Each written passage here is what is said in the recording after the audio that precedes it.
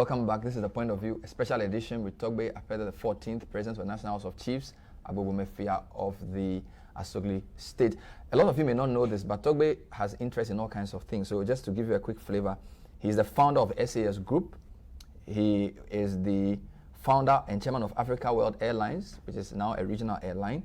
He is the founder of Sunon Asogli Power.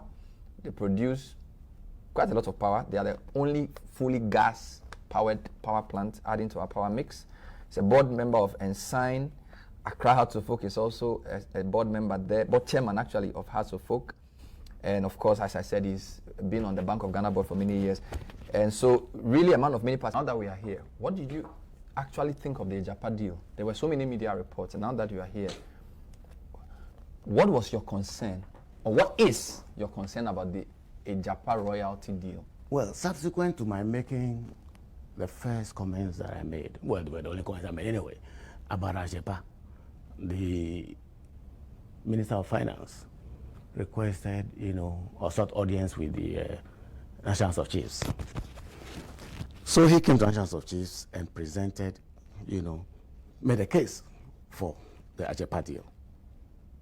Nanano of the House agreed that, yes, there's a need to raise money to fund development projects. That there was no question. Yeah. But Nanano raised a lot of concerns. Among them, one, timing. One question was, why now? When we get into the end of the year, election, and etc. One important issue somebody raised. Very key issue that was raised, and I'll quote the word that was used, the opaqueness of the whole process. Why were things shrouded in secrecy?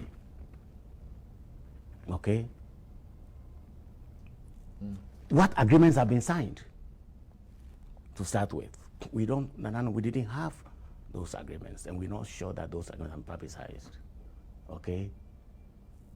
Why incorporation in a tax haven? Now, tax havens are traditionally been notorious as places where people who wanted to hide money incorporate their businesses. So why a tax haven for a national company, so to speak, or a national project? Who are the directors? Who are the directors? And again, one important question was raised. If you said that Minerals Income Investment Fund was going to own majority of Ejapa, how come that they were contributing only 2 members to the 9-member board of directors? 9-member board of directors was the intention. Why was the Mineral Income Investment Fund going to contribute only 2? So they're going to be minority on the board. So questions were raised. Why, a tax haven? What kind of agreements have been signed? Some agreements were signed. Have they been done transparently? Who are the directors? And in any case, why only 2 for the government side, which was supposed to be majority, and 7 for the minority side? Okay, all these things issues were raised. Valuation, how was it going to be done? Okay, to ensure that Ghana was not so these are lots of questions. Have these questions been answered at all? So these questions were asked. Beyond that, remember the question also, who are going to be those shareholders? Can they be known? Tax havens don't normally maintain shareholders registers that you can just go and access and know who shareholders are. And if you're following recent developments in our company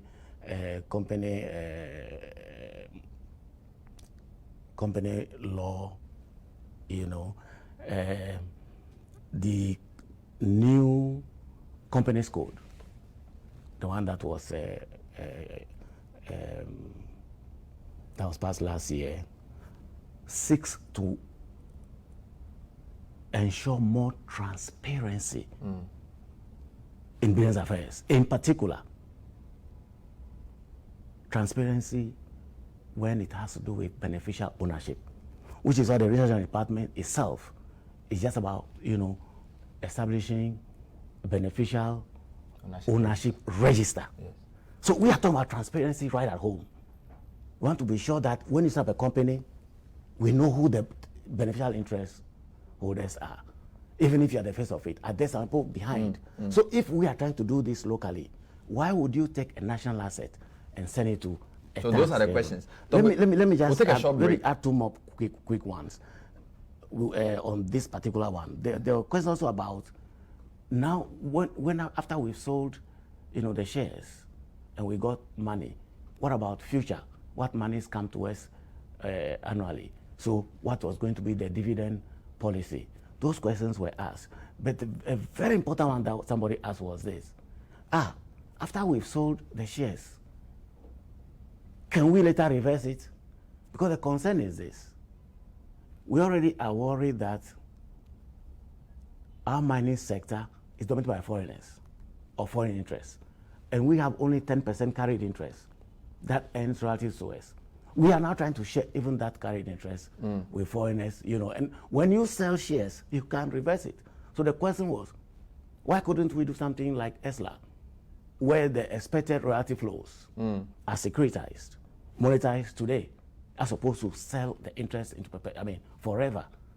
And the question also is, why not something that is like a quasi equity, maybe a preference share, which can be redeemed later on? You remember our company's code provides for national ownership of state resources and their development for the benefit of the people. So these were important concerns that were raised. And the general opinion was that this had raised a lot of questions, had a lot to be desired, Tobe, we'll take a short break. This is still the point of view. We're talking to Tobe Afede, the 14th. He's the president of the National House of Chiefs, discussing a wide range of issues. Stay with us.